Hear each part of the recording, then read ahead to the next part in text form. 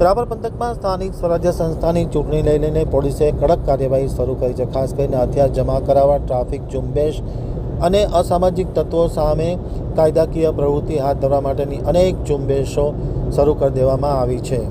હવે જોઈએ રાપર આમતક ન્યૂઝ બ્યુરોનો એક વિસ્તૃત અહેવાલ. આગામી દિવસોમાં આવનારી જિલ્લા પંચાયત, તાલુકા પંચાયતની સામાન્ય ચૂંટણીને અનુલક્ષીને કાયદો અને વ્યવસ્થા જાળવવા માટે બોર્ડર રેન્જના આઈજીપી ચિરાગ કોરડિયા, પૂર્વ કચ્છના પોલીસ વડા સાગર બાગમારના માર્ગદર્શન હેઠળ રાપર પોલીસ દ્વારા ટ્રાફિક ઝુંબેશ અને હથિયારો જમા લેવા તથા અસામાજિક તત્વોની અટક તથા વાહન ચાલકો સામે ઝુંબેશ અને નડતરરૂપ ચીજવસ્તુઓ સામે ઝુંબેશ શરૂ કરવામાં આવી છે.